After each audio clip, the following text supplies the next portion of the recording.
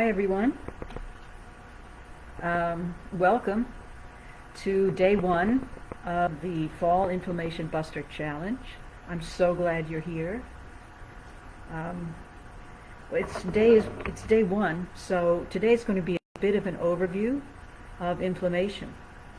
And let me say that, first of all, everyone has inflammation.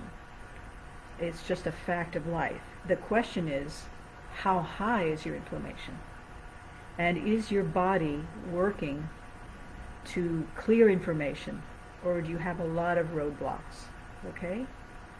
So one of the first things people often ask is, well, do I have inflammation? And how much? Well, one of the big things that causes inflammation is trauma. So if you just pause and ask yourself, have I had any traumas that have resulted in feeling stressed out, tired, achy, anxious and depressed? Yeah, you have inflammation. Have you been to the doctor and received a diagnosis of a major problem, a diabetes or pre-diabetes, or arthritis of some sort? Have you had losses and grief through deaths, through accidents? Have you had surgeries? All of these are traumas to the body. And you know, the body detoxes and handles it all day long. That's its job. But when there's too much, it gets clogged and overwhelmed, and it doesn't work very well. So that's our goal now, is to address things at the root level, at the root cause. We do that with NRT, new regression therapy, going to the root cause of emotional traumas and also physical traumas. But remember, the body remembers all of these traumas deep in our cells. And being able to address that physical reminder and mechanism puts things back in balance. Okay? So you should have received, I trust you've all received, a special anti-inflammatory food plan. Yes? Well, that has a lot of do's and don'ts. I know the first time I encountered it, I just was heartbroken. They were like, where's the eggs? You know, where's the milk? Sort of mainstay of my morning breakfast, right?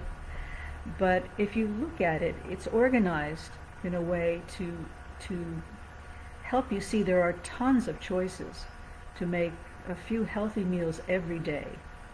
And if it looks too overwhelming, don't worry. Just start with one or two things. Just say, well, I'm going to have one meal that's really based on some of the better choices on this food plan. And our goal is, by the end of this week, if you stick with that, if you start addressing some of the causes of inflammation that we're going to go over each day specifically, you're bound to feel a little better by the end of the week, and we'll just go from there. All right? So in order to be on this list, believe it or not, every food has an inflammatory index, and it's based on a lot of factors. And one of the biggest factors is how much fat is in there, and what's the quality of the fat. Is it saturated? Is it trans fat? Or are there a lot of omega-3s, really healthy? There are also foods that are known to cause inflammation and foods that are known to reduce it. So it's like when you put together a meal, you don't want to have everything going up, right? You want to have it down, or at least some balance, okay? And sort of come out down here, right? So what are some examples? Okay, so grains will increase your inflammation. Bad news for us bread lovers, right? Gluten is a big factor, right? But so is the bran in, you know, what we used to think of as really healthy. I'm going to have whole wheat rice and whole wheat bread.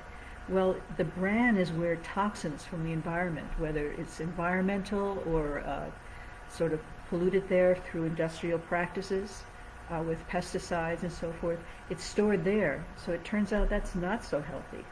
See, these are some of the details we're going to go into over time in our trauma healing group too. All right. So instead of grains, acerola cherries really reduce the inflammation. Almonds reduce the inflammation. Bananas actually make it go up. So do legumes, actually, even though they're on that food list. Some people shouldn't have them. And that brings up another issue. Like, how do you know, how do you measure inflammation, right? Well, some of the standard medical tests you go to the doctor for sort of give you a clue. You know, things like sedimentation rate. That can be a clue that you have a lot of inflammation. CRP is another one, the reactive protein. If that's elevated, that's a pretty good sign there's too much inflammation going on, too much for the body to handle. Again, we're going for root cause and balancing, okay? Let me see, I had this list here of some other foods for you. Oh gosh, soda. Not even the diet kind, especially the diet kind. Lots of inflammation. Someone recently gave an example of children, tested for their ratio of the good omegas to the bad omegas, and it's off the charts. Why? Because they've been drinking sodas all their young life. They're a setup for inflammation that early in their life, and they're just going down the pathway of chronic disease. And we can probably ascribe most chronic illnesses that, especially in our American culture, we seem to be plagued with. We can ascribe that to inflammation. Out of balance, too much. Dairy is another, unfortunately, class of foods that can increase inflammation. Again, balance. What decreases it? Extra virgin olive oil.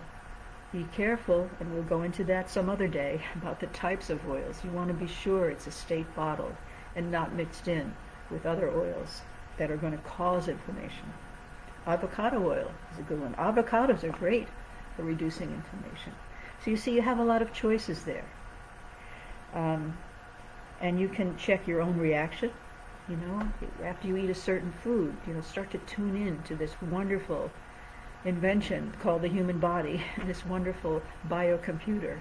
If all of a sudden you're bloated, or you're constipated, or you break out in a rash, or even just, one little blotch, your body's saying, hey, we didn't like that last thing you just gave us, okay? Listen to your body. But here's the nice thing. In functional medicine, on which a lot of this learning is based, we have other tests besides the ones that you get at the doctor's office. You don't even have to go to the doctor's office. It's a little blood spot at home. We can test for what's called fatty acid profile. How much of the good omegas are in your body versus the bad ones. Is it in balance, or is it way off kilter? We can even test for inflammation that way. So you'll notice that there were a couple of supplements that were suggested. So why were they suggested? Well, one is the product Omega MPX 1300. Well, isn't all fish oil alike?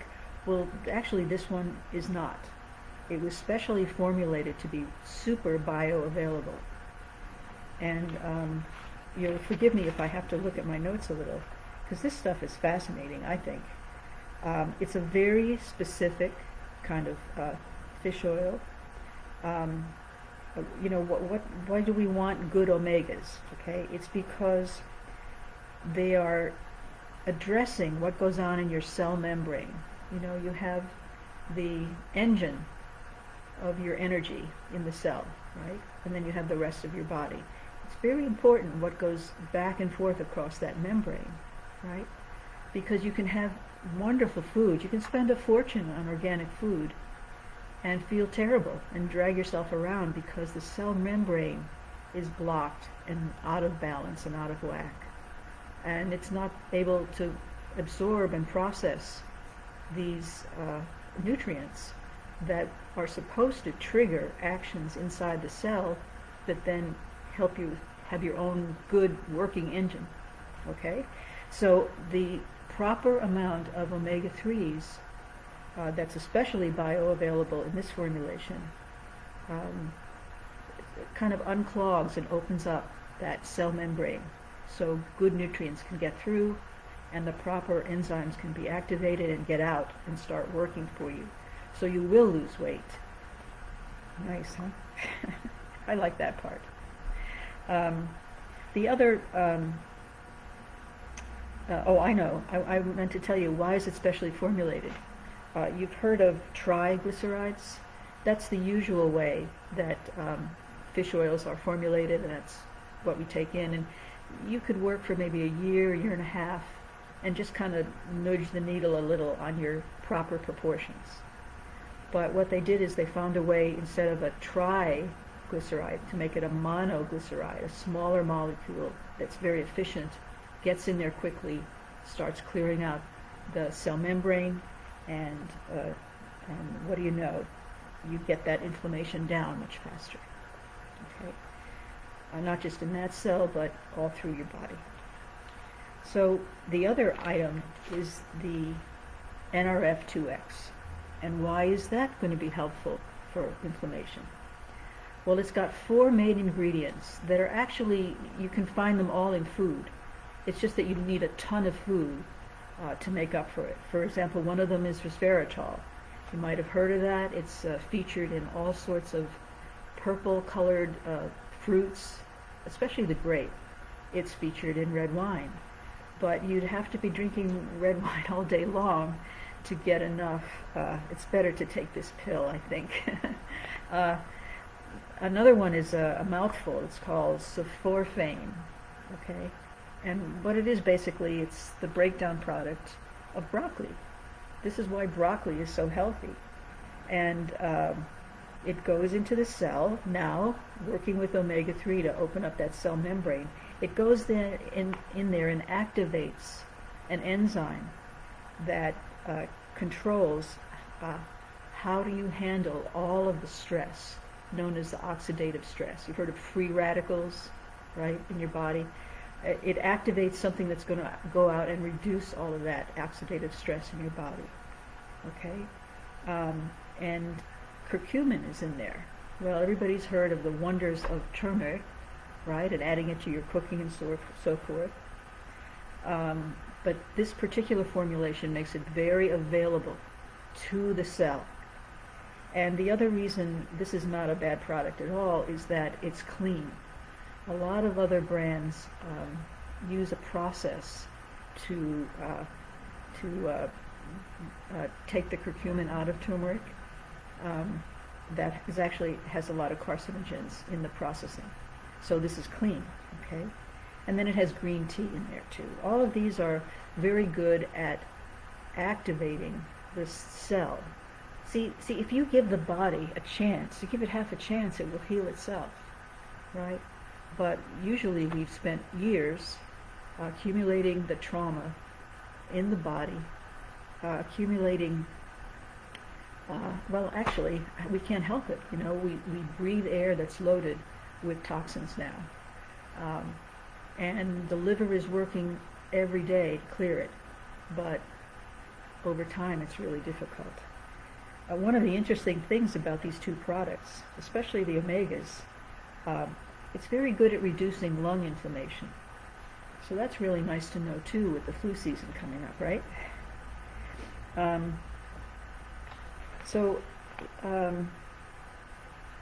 The thing to know too is that we're going to the root cause, okay? So we know some of the triggers for inflammation, right?